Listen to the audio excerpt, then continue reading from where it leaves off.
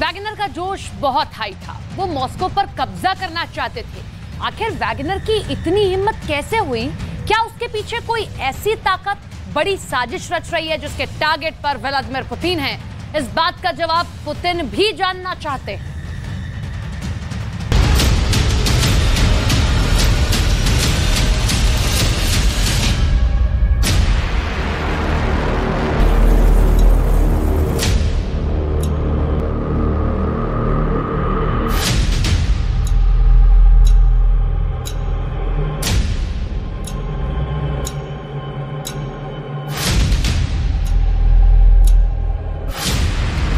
आखिर वैगनर ने क्यों ले ली पुतिन से टक्कर? कैसे वैगनर रूस के लिए भस्मासुर बन गया?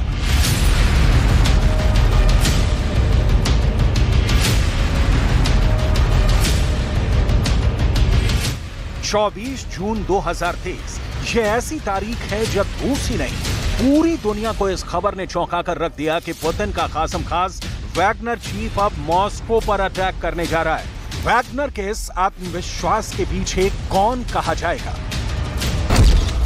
क्या वैगनर पर पुतिन के सबसे बड़े दुश्मन ज़ेलेंस्की ने जादू कर दिया? क्या वैगनर को पुतिन के सबसे बड़े प्रतिद्वंदी बाइडेन ने बहका दिया? क्या वैगनर ने पुतिन के लिए सबसे बड़ा खतरा माने जाने वाले नाटो से हाथ मिला लिया?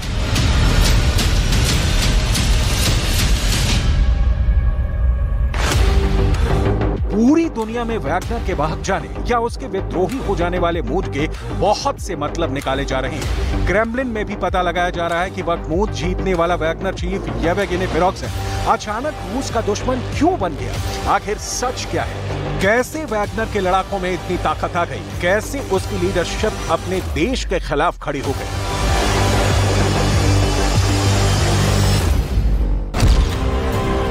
हालात ऐसे बन गए कि अब तक यूक्रेन की राजधानी कीव पर कब्जा करने का प्लान बना रहा वैगनर चीफ अपने टैंकों का रुख मॉस्को की तरफ मोड़ दिया और पूरी दुनिया को लगने लगा कि अब तो यूक्रेन में जंग करने वाले रूस के अंदर ही गृह युद्ध शुरू हो जाएगा। वैगनर रूस के मिलिट्री के टॉप ब्रास यानी सेना के नेतृत्व को कई बातों के लिए जिम्मेदार बताता है। वैगनर पर हमले का गुनहगार बताता है, लेकिन अपने देश के खिलाफ विद्रोह करने के पीछे कुछ और वजह है जिसको एक मिलिट्री माइंड से ही समझा जा सकता है। यहाँ जज्बातों और राष्ट्रवाद जैसी कोई चीज मायने नहीं रखती, सिर्फ ताकत और बदले का इरादा समझा जा सकता है। रूस जैसे देश और उसकी फौज से टक्कर लेने वाला उतना ही शक्तिशाली होना चाहिए।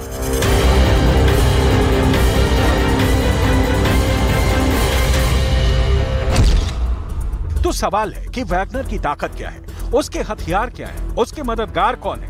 वैगनर के इरादों का पूरा बैकअप और उसकी साजिश समझने की जरूरत है। रूस के रोस्तोव में वैगनर चीफ अपनी फौज लेकर घुसा तो उसके पास ऐसे ऐसे हथियार थे जो पुतिन के खिलाफ रूस में ही युद्ध करने की तैयारी बता रहे थे। लेकिन हथियारों से पहले वैगनर की सेना या मिलिशिया वाली ताकत देखिए और समझिए कि पुतिन के खिलाफ इतनी बड़ी बगावत करने वाले को हिम्मत कहां से आई।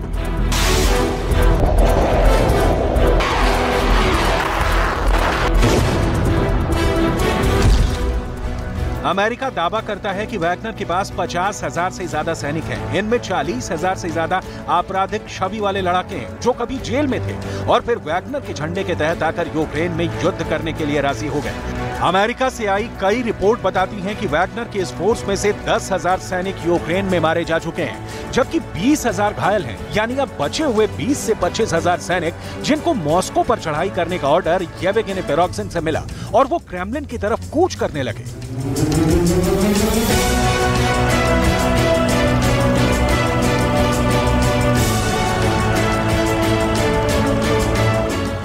I don't think that Putin's reputation will suffer greatly because Putin enjoys support inside the country.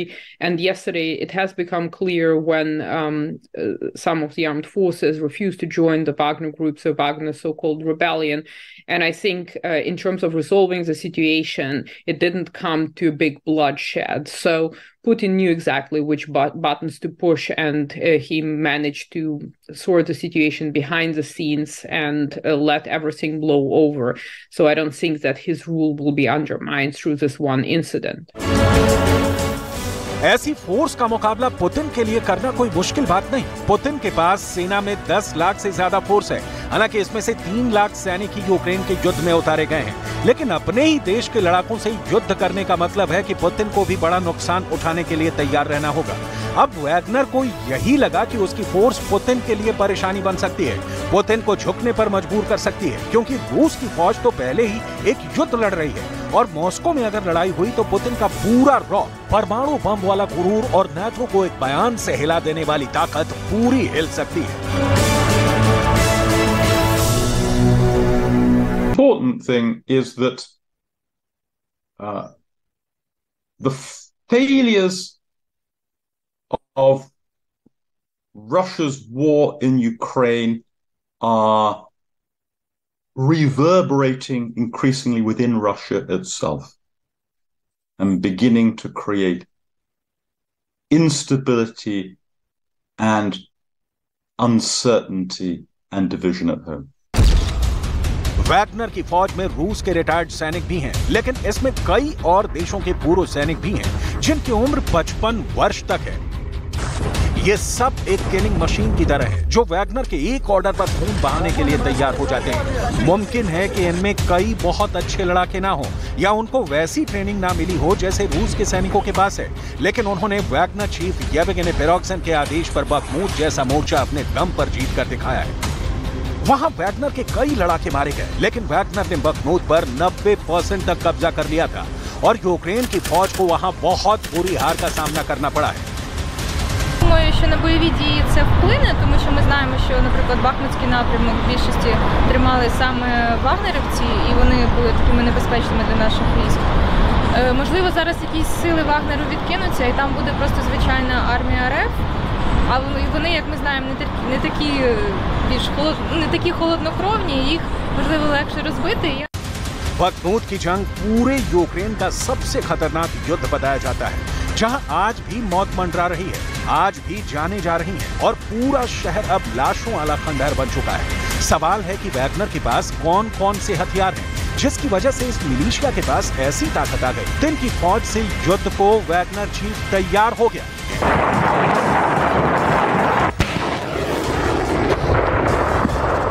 Я семестра прочитала новости, была очень удивлена, я пока не знаю, как к этому относиться.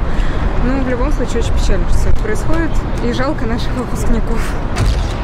Wagner के पास T-72 जैसा खतरनाक टैंक है, यानी ये फोर्स टैंक के साथ एक पूरी आर्मर्ड कोर की तरह युद्ध लड़ रही है। T-72 टैंक को ही दुनिया ने रोस्तोव की सड़कों पर देखा, वहीं के मिलिट्री हेडक्वार्टर के बाहर देखा। ये वैगनर के बख्तर वाली ताकत है जो खुद पुतिन ने युद्ध से पहले उसे सप्लाई की थी ताकि वो यूक्रेन की फौज के खिलाफ मजबूती से लड़ सके। इस टैंक के जरिए बखमूत में वैगनर ने कई मोर्चे जीते, कई जगह वो T-72 लेकर ज़ेलेंस्की की पोस्ट रौंदता हुआ आगे बढ़ गया। लेकिन जब रूस के मिलिट्री लीडरशिप के साथ उसकी बात बिगड़ी तो येवगेनी पिरोगजिन ने बस एक फैसला किया जिसने पुतिन का ब्लड प्रेशर भी कई गुना बढ़ा दिया।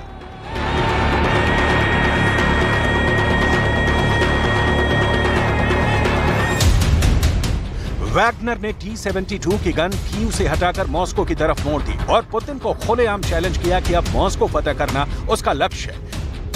हालांकि T-72 ही नहीं, वैगनर को सोवियत दौर के कई और पुराने हथियार भी दिए गए, जैसे कि T-62 टैंक और बख्तरबंद गाड़ियां, जिसमें उसकी सेना महफूज रहकर फ्रंट की तरफ कूच करती रही है। वैगनर की फोर्स को कम वक्त में ट्रेनिंग भी ऐसी मिली जिसमें वो टैंक चलाने के साथ एंटी टैंक माइन बिछाना भी जानती है।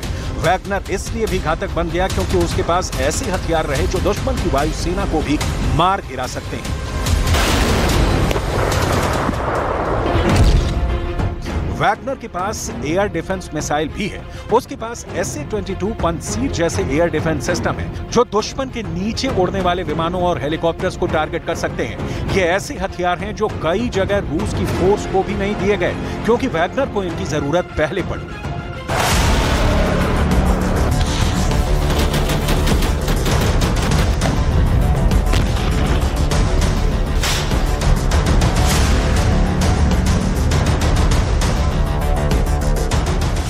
Wagner in air defence system को लेकर रोस्तोव में टहलने लगा और फिर उसने दावा किया कि रूस के कुछ हेलीकॉप्टर भी उसने मार गिराए हैं। वैगनर के हौसले के पीछे उसके कुछ हथियार डील भी रही है। जो उसने सीधे उत्तर कोरिया से की। उसने उत्तर कोरिया से तोप के गोले मंगवाए और उनके जरिए बखमूत में जीत हासिल की।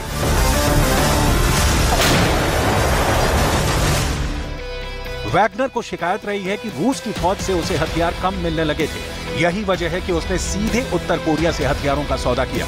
कुल मिलाकर वैगनर की छोटी लेकिन बहुत ही खतरनाक फौज का मालिक है, जो उसके एक इशारे पर जान लेने और जान देने के लिए तैयार हो जाती है। पुतिन के किचन से निकलकर वैगनर कंपनी का बॉस बनने वाला येवगेनी पेरोत्सेव युद्ध लड़ने वाला बड़ा ठेकेदार बन चुका है।